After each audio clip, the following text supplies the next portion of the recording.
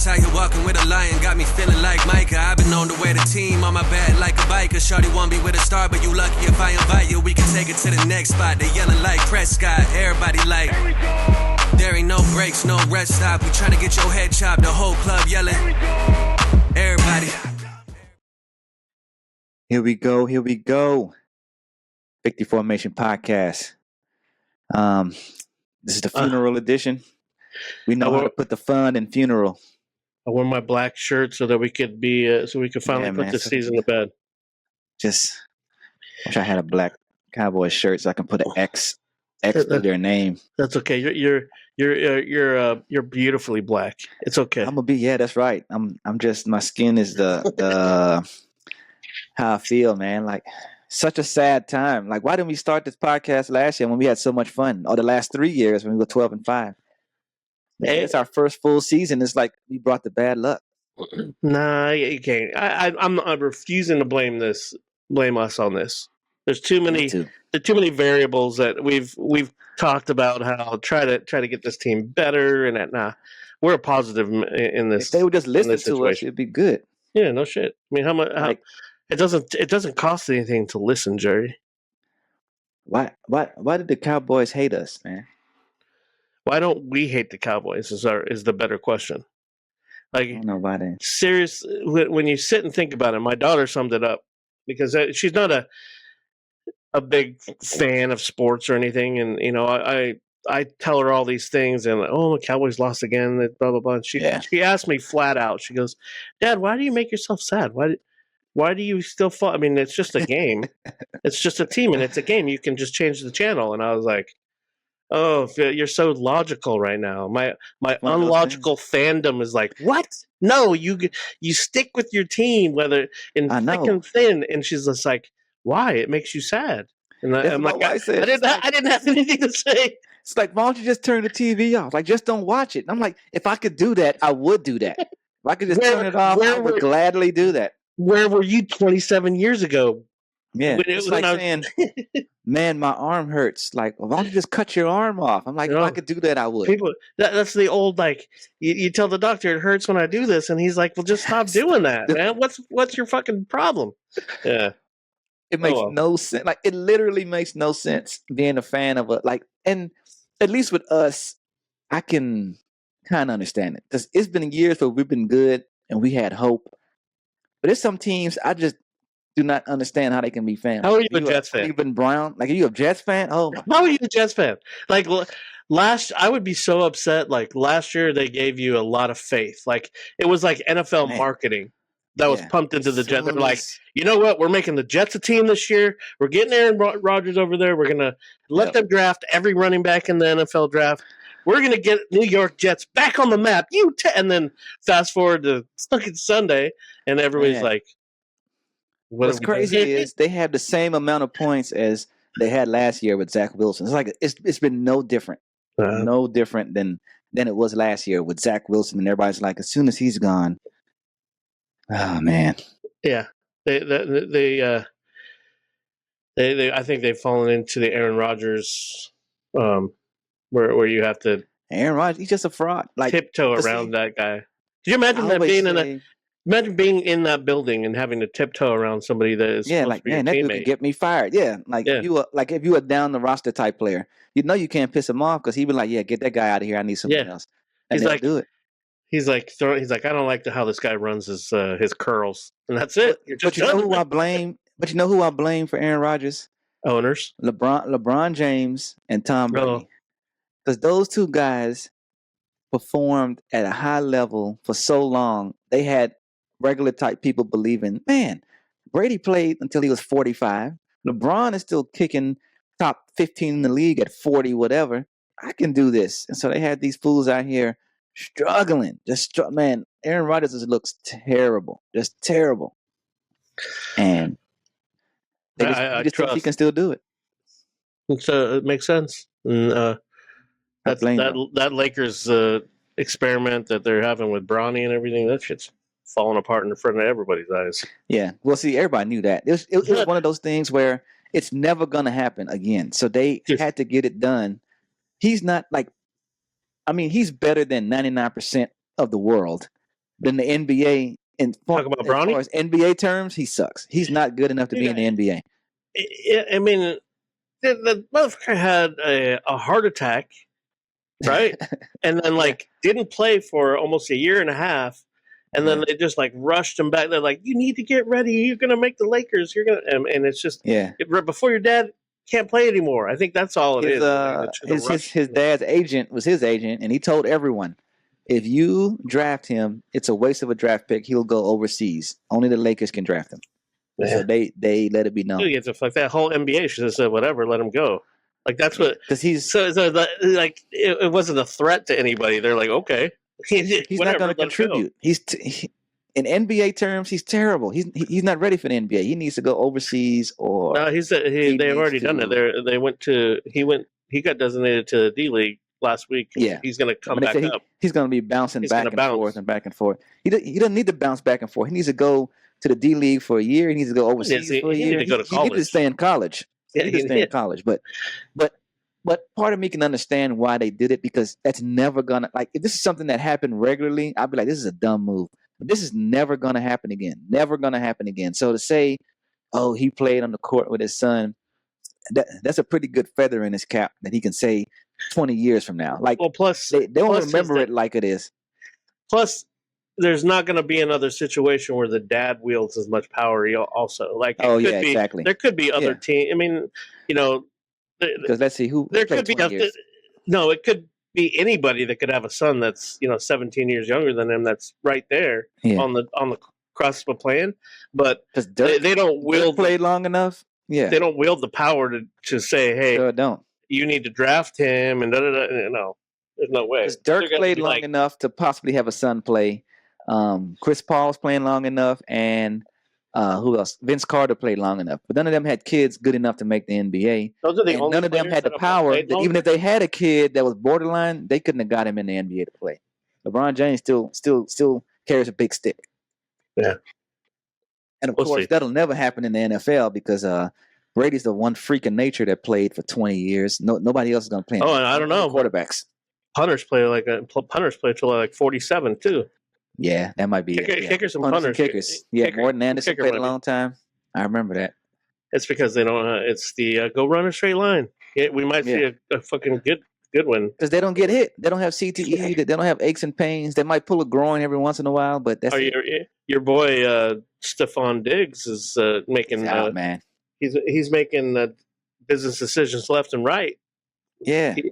He's prolonged. Not Stephon. You're talking about. I'm talking about. Trayvon. Trayvon is making business decisions and attacking reporters and everything. He's lengthening his career in front of our eyes every play. He's like, no. He wants another big contract. Let's watch. This year he's gonna suck, but then in the last 2 years of his contract, he's gonna return to Trayvon Diggs. No. Let me ask you this: when you saw that interview between him and not the interview, that little confrontation. Mm-hmm. I'm not saying this is wrong in any way whatsoever. It's who you are. But does it kind of seem like he's a little bit feminine? Did you watch it? And it's not a bad thing at all. I'm just like the way he flips his hair to the side and he's like, I'm like, whoa, this is weird. Like he looks like the way Chappelle would say Prince acts. Rick James, yeah. Yeah. But you know what I mean? Like that's how he is coming across to me, which is strange when it comes to football players. You don't really see that very often. Yeah. So it's really don't. But it's kind of crazy. I just think it's a lot harder to come back from that injury he had. It's a lot harder to come back from that injury than people think. So he is a step slower, and thinking about it, by next year he should be all right coming back from that injury. The only person I've ever seen come back stronger was Adrian Peterson that year, and he had a 2,000-yard season. He's the only person I've ever seen come back stronger after that injury. Nobody else does, but they always expect people to. Oh, he's back. Now he's going to be great again. It doesn't work that way. What we should have done today would have been a good idea is to come up with a list of players right now that are on our team that we could see getting traded away, right? At this point in time, I believe Dallas should be sellers instead of buyers. They should be. I agree. We won't be. Most of them sell. Yeah, will be a because seller. Jerry Jones is a Hard-headed. psychopath. Yeah. And I'm gonna talk about like Zimmer and his hard head in just a minute, but Oh man. like Trayvon, I think would be one of the candidates that I would say sell high. Let's sell high. Yeah. Maybe Trayvon. I would be sad about Micah, but I could see how Micah could be on the list of he's probably going to get the most for you out of any player that we have on the team, right? Yeah. Bland is like he's got a really high ceiling, but I could see them letting him go. He's actually a better trade candidate than Trayvon, only because Trayvon just got that new contract, that $90 million contract. And an Bland injury. is still on. Yeah, and Bland is on his. He only had a regular injury, a regular broken bone in the foot. That's something you can come back easily. Mm-hmm. And he's still on his rookie contract, being a fifth rounder. Man, teams would they couldn't smash the yes button fast enough if somebody called to say, "Hey, you want to take Bland from us?" They would take that in a heartbeat. Cheap salary and an All-Pro. I could see trading CD. I know that he just signed that contract, but I could see where there'd be value. CD, though. Yeah, but we don't have any other trade pieces. We really don't. I mean, we have like, hey, let's not let Zach Martin retire. Let's talk him into signing one more year and trading him. That's on the that's on the person I see that they could. I would trade. I would trade Steele in a heartbeat. I would trade. I would not trade Tyler Smith though. I would keep him, and I would keep BB for sure. I'd trade Steele and just move Guyton over to right tackle. Yeah, 100%. I mean, I don't see why people aren't seeing this, but we're gonna have brand new coaches next year. We're gonna have a whole. It's just gonna feel weird, man. It's gonna feel so much crazier. I kind of feel bad for Zimmer because he really didn't pick hardly any of his players. Let's talk about Zimmer. He had because when he came in, he has a very specific system and he needs very specific players. Kind of like if like say for instance, like how Parcells used to run a 3-4. If we had a 4-3, and all of a sudden someone comes in, we're running a 3-4 now, but we're going to use the players you have. It's not going to be as effective. It took Parcells a couple of years to be able to draft the bigger linebackers that he wanted, like Brady James. Exactly, bigger linebackers, the big defensive ends. Same thing with Zimmer. On that same hand, we'll flip it over and say, okay, Zimmer, yeah, you're right.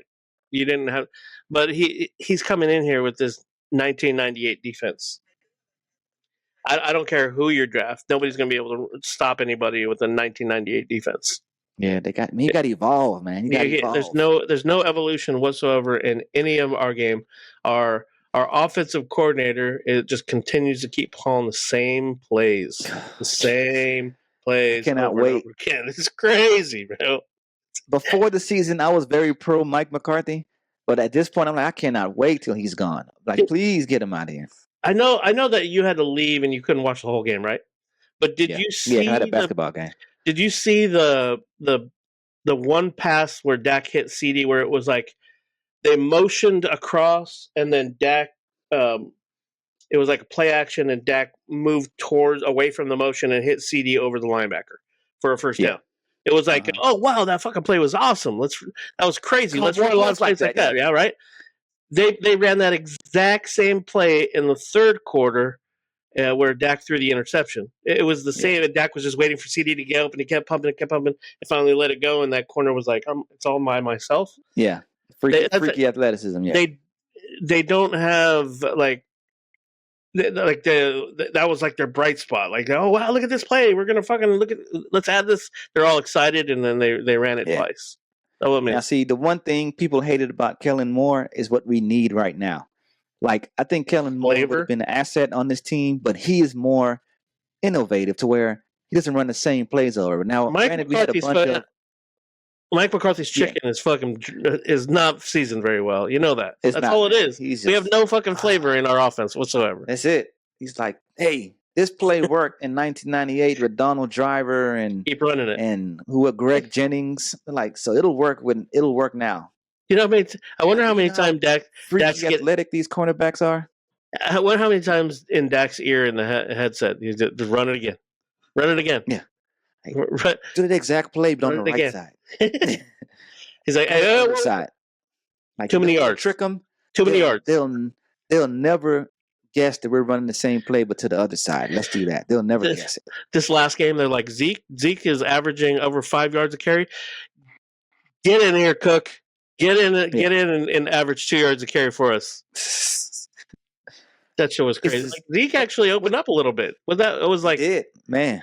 I was like, I think he got pissed. He was like, okay, they bringing Cook in. I got you. Because, hey, people forget these players are the best in the world. Man, they have egos. Like, I play basketball. And when I go to normal gyms, I'm decent in those gyms.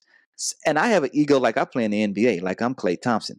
So imagine somebody who actually is good, like a Zeke, when Zeke was at the top of his game. He's the best running back in the NFL. He's going to have a huge ego. He's been the best everywhere he's been. So any good player like that can reach back into the Wayback Machine and pull a game out of there. But anybody, you just can't do it consistently at his age and skill level. But you can go one game where it's like, you know what? I'm gonna be old Zeke again, and that's what he did. He's like, man, forget y'all. Well, the thing that I wanted to talk about too, that was really bugging me bad, is the fact that not only does Mike McCarthy, but Zimmer, to me right now, is running this. I'm set in my ways. This is just the way I'm gonna be. Yeah. That's just the way it's gonna be. This is the way my defense is gonna be, and it didn't. Nothing really shown a spotlight on that more than when I'm watching Donovan Wilson in this last game. Oh my gosh, Kittle just abused him. We pointed this out early in the game. Was we knew that Kittle was coming in with a foot injury. He's like 2-3 steps slow, right? And the fact that Kittle walked in there and made Donovan Wilson look like he was the one that was injured really was frustrating to me. Not that happened. It's going to happen. We watched it with Curse last year, right? We watched Curse lose the step and be like, oh, wow, he can't cover tight ends anymore. Yeah. And now we watch Wilson do that. Like, that was embarrassing. And the only thing that was more frustrating was that not only did the coaches see it, but he didn't do anything about it at all in the whole game. Man. And I physically saw it, and I mentioned something in the Discord about it, and about how we need to get him in. Bell's sitting on the bench, Wanya sitting on the bench. Somebody needs to do something. And then I read an article today about somebody that was on the sidelines that was hearing these exchanges, and somebody was talking to in that defensive huddle about how Wilson looked like he was 3 to 4 steps slower than him. It was something wrong. Did he need to go to the blue tent? And Zimmer just kept shooing him off, like, no, he'll be fine, run, let's run this back, it was ridiculous. It was like it was like a kid trying to cover his, a grown adult out there. Kittle made him look fucking stupid. Zimmer was acting like everyone was hurt and he was the last safety we had on the team. Like, we can't take him out, we have no one else to put in, when we had other people to put in there. Like, look at it. It just made no sense. Listen to this stat. Wilson played 65 snaps in the game. He was considerably the worst player on the defense the whole time. Yeah, he allowed 4 catches on 4 targets, right? Mm-hmm. So Kittle was 100% on targets and catches for 102 yards, which was 62 after catch yards, right? 62. That's a magic number. No other Cowboy allowed more than 59 yards in coverage in the whole game. Total. Yeah. Total. And he fucking gave up 65 in after catch yards. Like, it was stupid. And that could have been handled in the first quarter, second quarter. Something could have happened way before the end of the game. One thing this team doesn't do that we used to do is do that. It used to be a time when we saw, hey, this guy's killing this guy. Let's keep going to that person. Because they used to do it when Dez found a cornerback he was killing. Romo would be like, hey, I'm going to Dez for the rest of this game. But now, like, Dak listens to McCarthy, so McCarthy's like, the play is going for this person. So even though CD just killing this guy, let's go do a deep square in to Turpin for some reason. Even though CD is killing his guy, and they still playing him one-on-one. Or, like, the epitome of this was that one game when Megatron had like 320 yards against Brandon Carr. They decided, for some reason, the defensive coach, I forgot his name, the one that used to coach the Lions when they went 0-16, that guy, Marinelli, he was the defensive coach. And he decided no help for Brandon Carr the whole game. For some reason, after the first half, when he had 100 and whatever yards, he still decided no help for the whole game. And Detroit was like, there's no way this is real. But it's like, he let us have it, so let's keep doing it. The Cowboys will not do that. And they did it again. Kittle was killing them. No help. Nothing that they can do. Like when they could bracket him, put a running back on that side of the field. I mean a linebacker on that side of the field. What linebacker? What linebacker? We're trying to stop the run, but we had 3 linebackers up with a 6-man line the whole game to try and stop the run, which they did a pretty good job. We have other safeties. We got Boys to Men. We got Bell. Bell should have been playing a long time ago, and we should bring Donovan Wilson in on running downs, and that's it. But the thing is we're not doing it, and that makes me think more of fans and everybody screaming, "Why aren't you making these changes? Why aren't you doing this? Why aren't you doing that? Why aren't the players playing better? Why aren't they listening here and there?" Think about it. We have 2 lame duck coaches right now. They don't care. Yeah, they don't care at all. I mean, think about it. It's like you have substitute teachers right now. They're trying to teach you algebra, and you're like, I'm not getting it, and I'm never going to get it from you. Yeah. So I'll wait until next week when the teacher gets here and fucking really learn, because all I need to do is get through this week with you. That's all they're doing. I don't know how many of you have ever put in a 2-week notice before. That's exactly what I was thinking about this morning. But Mike McCarthy is in his 2-week notice time frame right now. He's gonna be like, you know what? Let's when try some stuff. When you used to roll from your car to your desk, right? And like when you're really, you hustle to get there. Oh, it's 7:56. I got to get there and log in. This is Mike McCarthy. He's walking in from his car with a cigarette hanging out, sunglasses still on, still in the building, walking to his desk like, man, you don't give a fuck, do you, Mikey? And Mike McCarthy is not staying up late at night devising plays. He's sticking to his Waffle House menu of plays. Like, we're just gonna run these over and over. And poor Zimmer's fucking. I think Zimmer's stressing out. Like, he is crashing out hard. Yeah. But he just doesn't. Nobody's like, yeah, whatever. I don't need to learn this defense. It's cover 3. Where do you want me to be? Because I think Zimmer really does care about doing well, perfection, executing. Mm-hmm. But he's like, I'm not getting what I need. Like, I need to get these bums out of here. This was his chance to get back in the NFL. Yeah. Mike McCarthy's not going anywhere. He'll get another job somewhere next year. That's just the way it is. Whether it be a head coach somewhere or an offensive coordinator or some sort of consultant, somebody's going to use Mike McCarthy. Yeah. Zimmer might be done. I don't know. And I also read somewhere today, a lot of people love that coordinator, the offensive coordinator from the Lions, right? They keep saying, "Oh yeah, let's get in." Everybody's.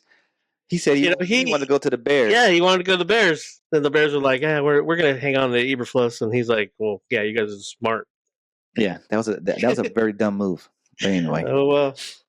But I mean, what is something that we can do to turn things around? Is there anything we can do? Yes.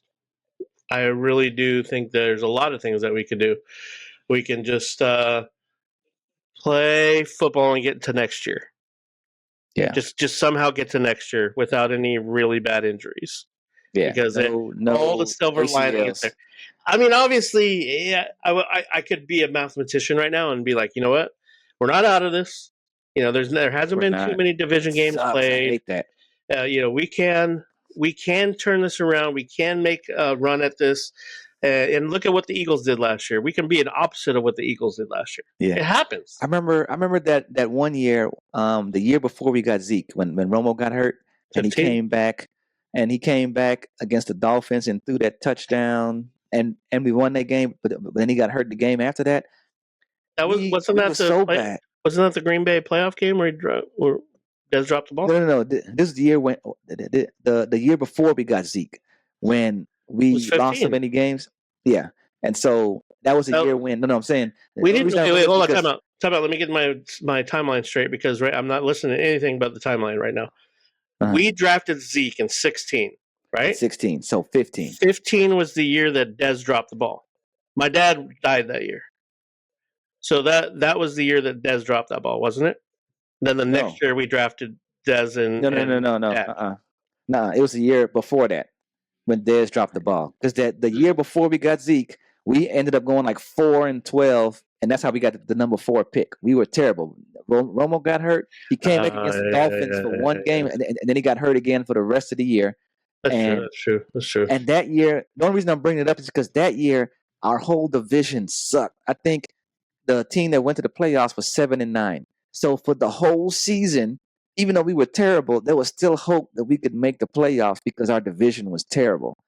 And I'm kind of getting those vibes because I don't think Washington's going to keep it going all season. I think we're going to win just enough games to where we have hope that, man, we still can make the playoffs because we can win it. I don't think we'll make it as a wild card, but we can make we can make it as a wild card. I mean, we cannot make it as a wild card, but we can win the division and get in because I don't think anybody in our division is going to go over 9 games. So I think it's a chance. You don't think the Commanders are going to win more than 9 games? I don't think so. I think they're going to fall apart. I hope so. See, we had a 4-12 that year. The Cowboys were. That was the year we went 4-12. Yeah, no, I pulled it up. 14 was when we went 12-4, and that's when Dez dropped it. 2009 and 2014, those were our 2 best chances to go to the Super Bowl. The 2009 one was when we lost to the Giants in the first round, and they won the Super Bowl. And then 2014, when Dez caught it pass. Those are our 2 best years where I thought we were actually going to win, get to the Super Bowl. Either way, we don't have a running back room. We have one wide receiver, and teams know that. When they interviewed the Lions and they were like, "Hey, what was your game plan to stop the Dallas Cowboys?" And they said, "Cover CD and cover CD again. Make sure you cover CD." Like everybody was just like CD, CD. That's guard 88. Yeah, nobody guard else. 88. That's it. Yeah, that was ridiculous. And if we don't understand that by now, I think Ferg's still hurt from that hyperextended knee. Because tight ends day, every tight end went off except him. Yeah, but also they probably were double teaming him and CD at the same time. Right? They don't have to worry about the run game. Yeah, they don't have to worry about Tolbert. How easy is it to game plan the Dallas Cowboys against the Dallas Cowboys? There's like, and then Turpin just dropping dimes, like perfect passes. He's just dropping them. No running lanes. I'm telling you, it's just a frustrating season right now. And the part that makes me the most mad is, and this was our hardest stretch right here. After this, the games get easier. So now we're going to start putting together wins to where it seems like, we're doing better. We can make the playoffs. And that's going to give us false hope until the last 2 or 3 games. And, it's just going to make me mad. I don't care about the false hope. I just don't want to draft in the 20s. Like 19 to 24. Like that's the dead zone. There's no reason to try and make a run to get to the wild card to lose. We don't have the we don't have the tools to do it. We don't have a Super Bowl team. We can't beat teams in the playoffs, even if we do get there. Exactly. Like we don't have a team to go to the Super Bowl right now. So it's like, why fight to get to the playoffs when you know you don't have a chance in the playoffs? Like, man, I'm telling you, if I were like you said earlier, I would be sellers right now. I'd try to get either good players in return or high draft picks in return for people who, like, if you know you don't want to pay Parsons or you're tired of Parsons, then move on. If you know I'm saying Parsons, Lamb. I think those are only 2 blue chippers who can be traded. Other than that, we have just average to maybe above average. Like no one's gonna pay for Tank. No one's gonna pay, for Martin. They might take him, but they're going to give us like a 6th or 7th rounder to get him. So Lamb and Parsons are only 2 blue chippers where we can get some in return. I think like 2 first rounders. Parsons the only one that would get us a first round pick. We're not getting multiple firsts for anybody. Lamb won't get us a first. Lamb would get us a first. Parsons might get us 2 first. Did Devontae Adams get a first? Devontae Adams got traded for a 6th. That's different. He wanted out. How is it different? It's not different. He wanted out. They knew that he didn't want to be there. So Lamb, we can't get it. We're not getting a first round pick for Lamb whatsoever. We maybe getting a third round pick. Maybe he's. The Panthers would give us a first round pick for Lamb. No way. The Panthers don't even have shit to give anybody any, and there's no way they're sellers too, like we are. Oh, they got their first round pick this year. If we could have gotten Deontay, man, that would have been so nice. Man, that would have been so good, especially for how low. Still out there. Poor Deontay got traded to go block for Lamar. I know. Like, hey, go block these guys. What's cut? Use your high quality hands and block this guy. They're like, you're going to be running off the defender all game. Yeah, that's what you're going to be doing. Just run 9 routes all game, so we have open lanes for Lamar and what's his face, King Henry. Anyway, it's a frustrating season. So this next game coming up. What is you got Atlanta Falcons? The Falcons. Kirk, primetime Kirk. They've been off and on, man. They beat the Eagles, right? And this is a 12:00 game, so we're going to get solar powered Kirk. Solar powered Kirk is very, very effective, and I hate that. But they're off and on. It's so weird. Falcons are good, and then they suck. Bad. And they're good, and then they suck. Of course, playing the Cowboys, we're going to get Hall of Fame Kirk. Oh, we're going to get. It's going to be like, man, I do remember how to play football against us. Did you see him this last week? Pitts was fucking on fire, man. I'm like, man, what's going on? This guy. Anyway, I think we lose this game too. I just don't, man. Until we get to the Panthers, I don't, or the Giants, I don't see us winning the game. I think we win this game, and then I just think we win this one. We match up with them well. They have a really good running back. They have is Parker supposed to be back? I don't know. I have no clue whatsoever. And I was happy that is Bland. Like Bland went from almost playing to not even practicing the next. Like what the hell happened? I think they pushed him or to it. Yeah. He might have got like foot soreness. It's like man, he had a fracture in his foot, and it took Tank 10.5 weeks to come back, and we thought he was going to come back in 3. And a cornerback needs his feet more than anybody else. Like cutting, stopping, going. Like he needs his foot. Yeah. I wouldn't. I think he'll be back this year. I just don't think that we should cross our fingers for it. And Micah being back next week, I guess he was limping around he was limping around the stadium or the locker room last week. Still, yeah. So we need Tanks back. We need Parsons back. That's 2 All-Pros and a Pro Bowler that we're missing on defense. That's not nothing. And we don't even have any guys. It's going to be weird is that when they announce who's made the Pro Bowl, that it's going to be weird because it's going to say Cowboys have a kicker. That's it. That's it. Kicker's the only one that's making the Pro Bowl right now. That's the only one. We have 0 players that should even be in the conversation for Pro Bowl. Yep. Maybe tight end. Good thing it's a long season. We still got time. Like if we go on like winning 5 of the next 7, we're right back in it. That's 8 and what? 8 and 6. Better not win 5 of the next 7 and just fuck up our draft choices and just to miss the playoffs by 1 game and just set us back in this soft rebuild for another 2 or 3 years. I really kind of wish that we would do like they did against that 2015 season. Just go 4-12. Well, 4-13. Just go 4-13.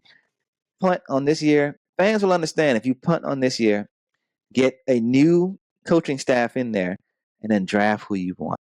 Well, that was the year that we had like Troy Cambrick running and shit. Who was running the ball? We didn't have DeMarco anymore. He left.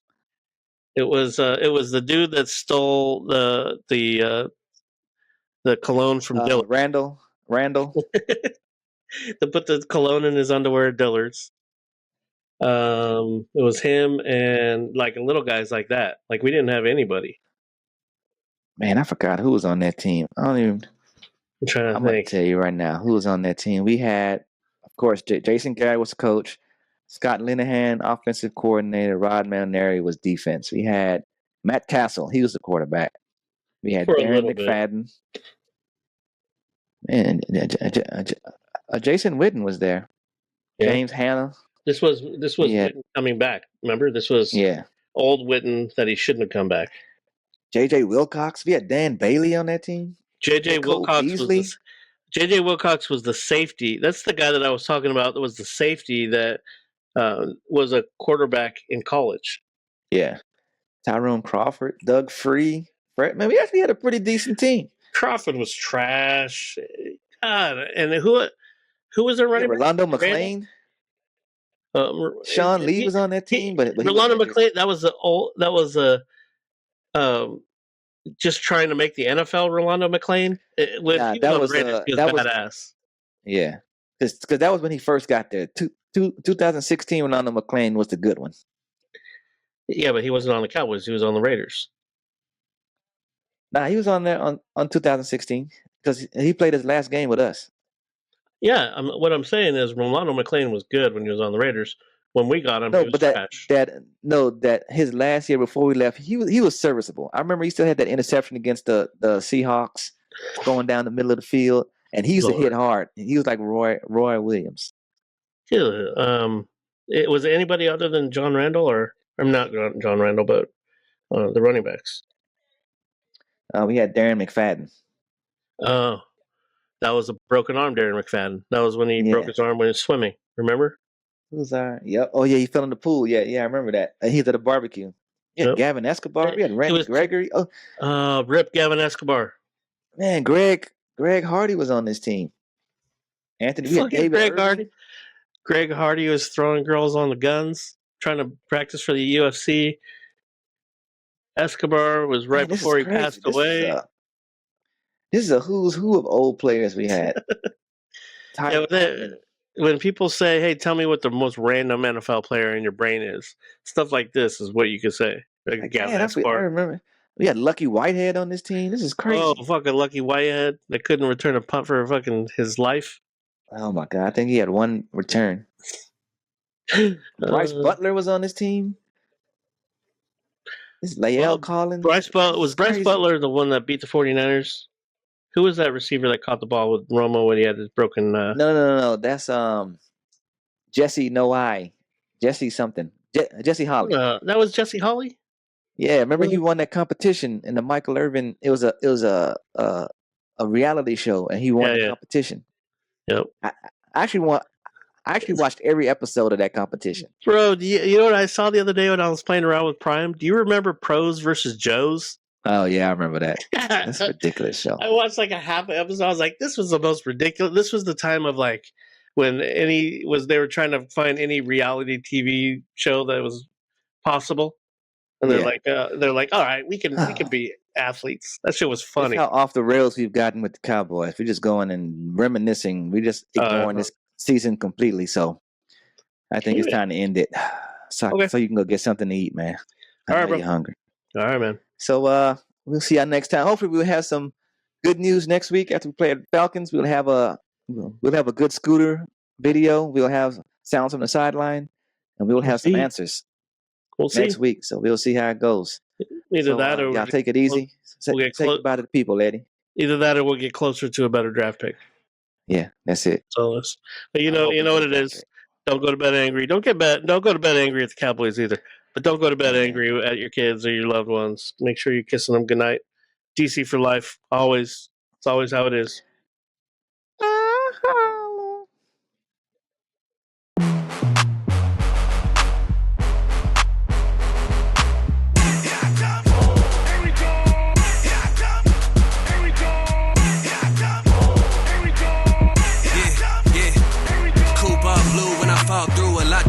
Cause how you walking with a lion got me feeling like Micah. I've been known to wear the team on my back like a biker. Shorty won't be with a star, but you lucky if I invite you. We can take it to the next spot. They yelling like Prescott. Everybody like, there ain't no breaks, no rest stop. We tryna get your head chopped. The whole club yelling. Everybody.